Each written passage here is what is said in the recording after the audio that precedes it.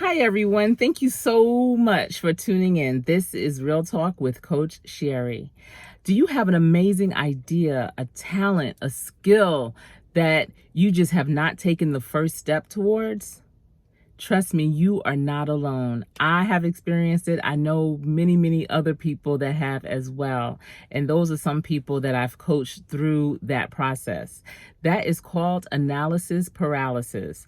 That's when you may have a business idea. You do all the due diligence. You figure it out. You know you would be great at it. You know it's been successful in other places, and all you have to do is just put it into play, and you don't, because you become paralyzed because you're overanalyzing the whole plan.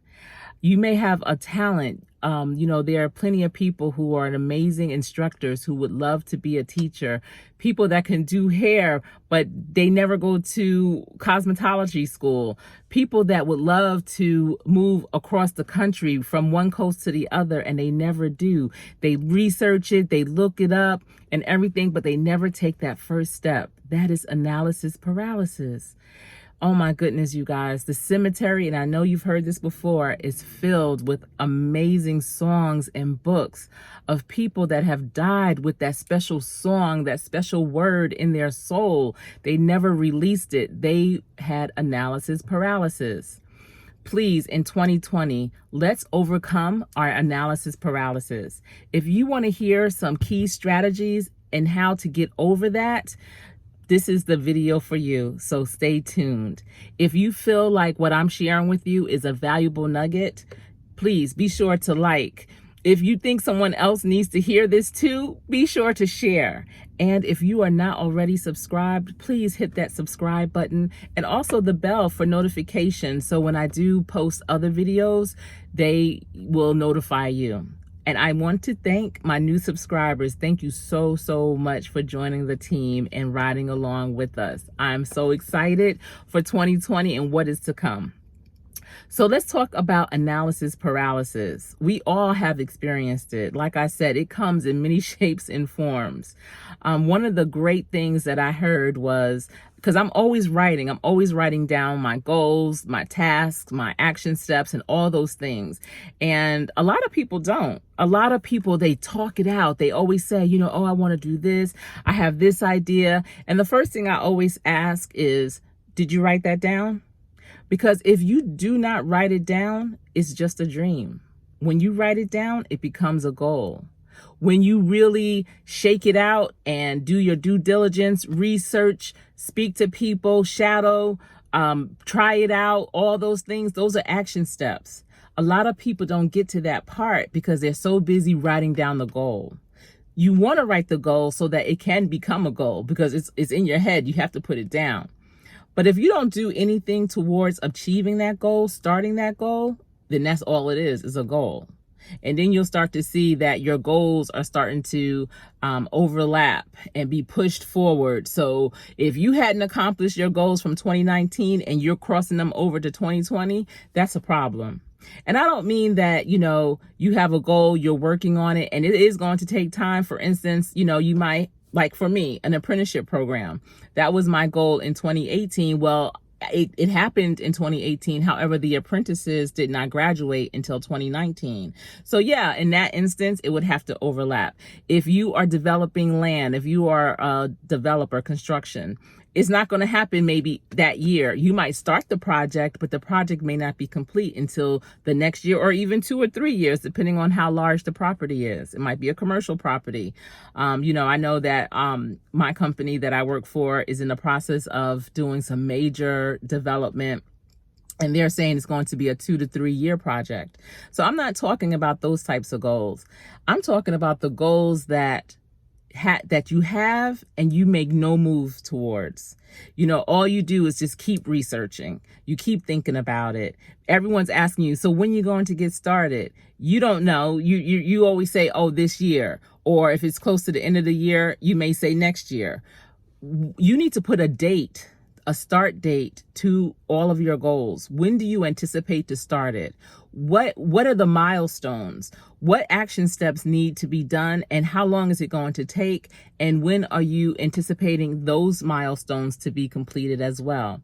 That will also help you to, first of all, project and have some targets listed, but for the future, because whatever you are trying to do, we don't want it to be one and done. You want to be able to duplicate it. And in order to duplicate it, you have to really lay out the system.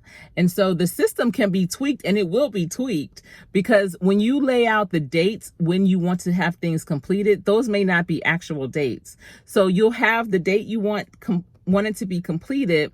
Well, first start, then the date you want that project to be completed, and then the actual date of when it was completed. So when you do it again, you know how long it's going to take, what all goes into it. You know, it might be some steps in there that you needed, but you didn't have laid out to help you for the next time. That's how you continue to grow and evolve. And that's the only way, but you have to take that first step. Analysis paralysis can be very frustrating as well, because you may have something that is timely, you know, especially if it's with technology, because if you have an idea for technology, if you don't implement it right away, it may become like a dinosaur. You know, we're not doing Word and, you know, dealing with big bulky equipment anymore. We're streamlining things. So if your idea was associated with a big piece of equipment, you might have to go back to the drawing board and reconfigure it to make it more current and relevant for today.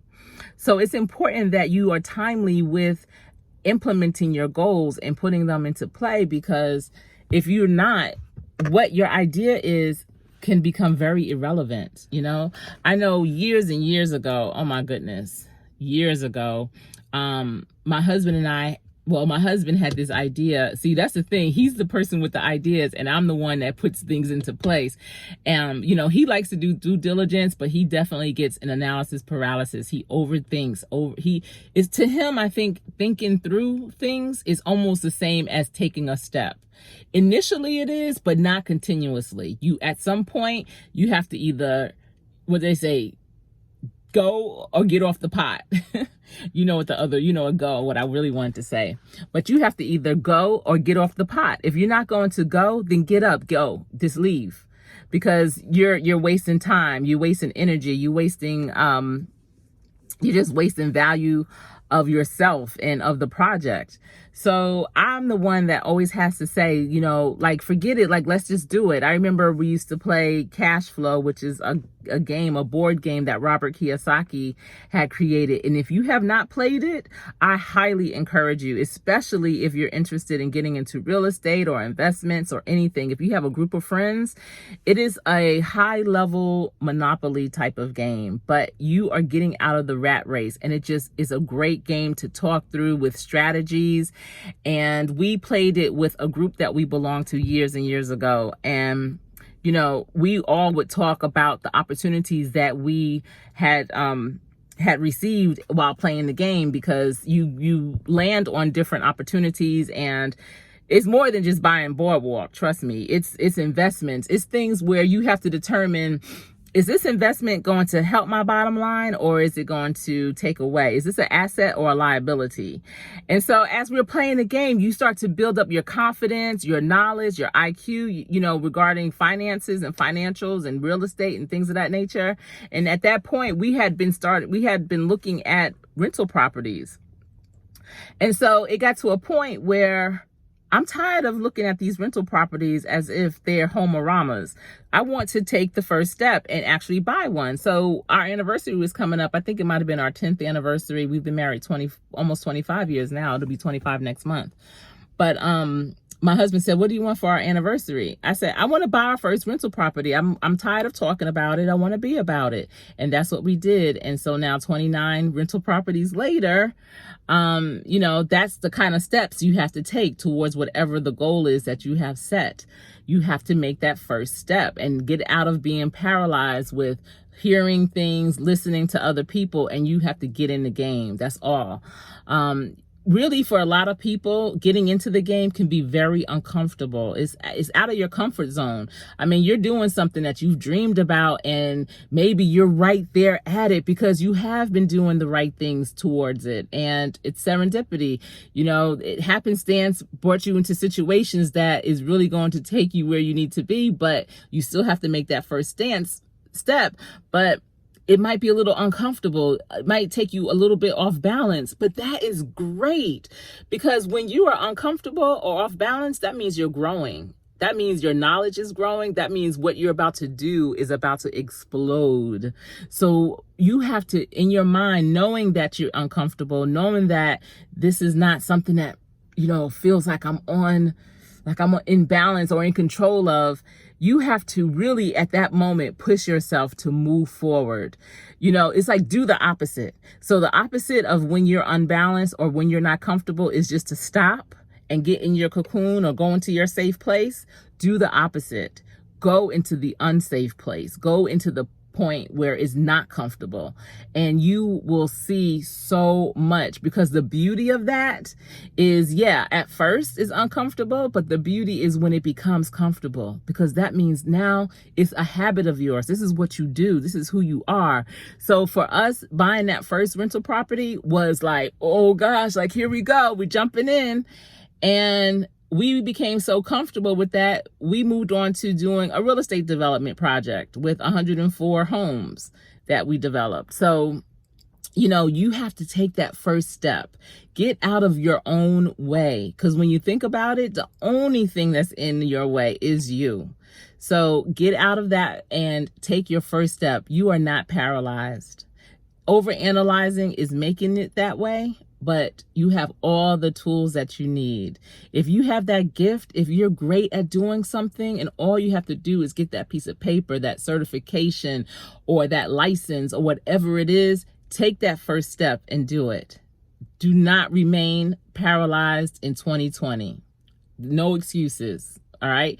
I remember when I pledged in undergrad, we had to learn the little poem of excuses. Excuses are the tools of the weak and incompetent, and those who use them are seldom capable of anything else. Excuses.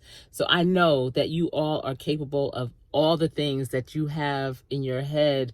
Just put it down so it's no longer a dream. Put action steps to those goals and take the first step in the right direction to make that change and get what you want. Oh my goodness, you guys. I'm trying to tell you, that is one of the best strategies. And I don't want to be like Nike and cliche with it, but just do it. Just do it. All right.